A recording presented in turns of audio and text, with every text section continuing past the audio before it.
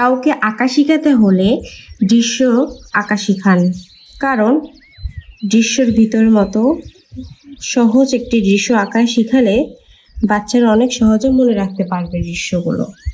তো চলো আমরা শুরু করি। প্রথমে আমি একটি পাহাড় আঁকায় নিলাম, পরে আরেকটি পাহাড় আঁকালাম। এখন আমি প্রথমে সূর্য দিচ্ছি। সূর্যের পর আমি সূর্যের রোশনি দিয়ে দিচ্ছি।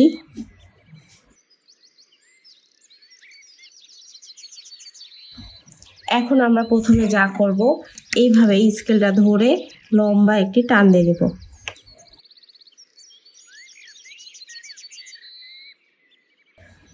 এখন আমরা পাহাড় আঁকাবো। তোমরা যত বেশি দৃশ্য আঁকবে তত তোমাদের সুন্দর হাত আসবে।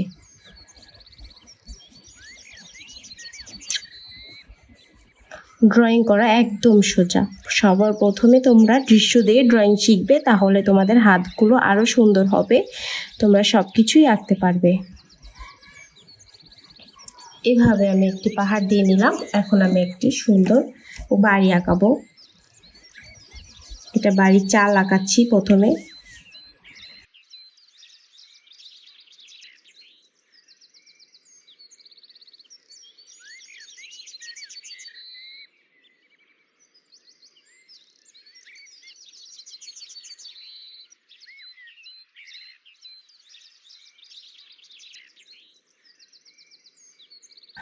এটা হচ্ছে আমাদের একটা বাড়ি হয়ে গেল। এখন আমরা সুন্দর একটি ছোট করে একটা নদী দিব। প্রথমেই তোমরা সর্বপ্রথম চেষ্টা করবা নদীটাকে তোমরা এইভাবে একটু টান দিয়ে বেঁকিয়ে আবার এইভাবে সোজা করে দিয়ে নিবা। হয়ে গেল। আবার সেমভাবে এই পাশটা তোমরা প্রথমে টান দিয়ে এইভাবে বেঁকিয়ে এইভাবে দিয়ে নিলা। হয়ে গেল আমাদের একটি সুন্দর নদী। তো আমরা এখন যা করব, এই বাড়ির ঘর দিব। এই বাড়ির দরজা দিয়ে নিচ্ছি।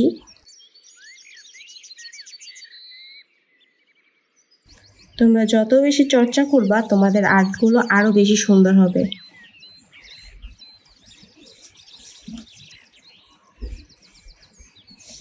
হয়ে গেল আমাদের বাড়িটা। এখন আমাদের এখানে কিছু পাথর রাখবো। প্রথমে আমরা একটি লম্বা টান দিয়ে নেব এখানে।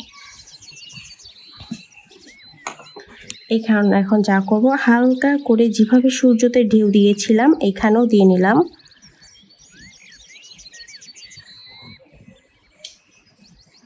এইভাবে দিয়ে নিলাম পাথরটা। ছোট করে একটি পাথর দিয়ে নিচ্ছি।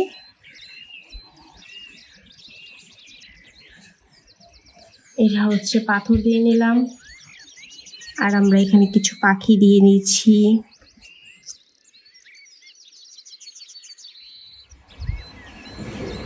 বন্ধুরা, তোমরা এরকম সিম্পল দৃশ্য এঁকে তোমাদের হাত চর্চা করতে পারো।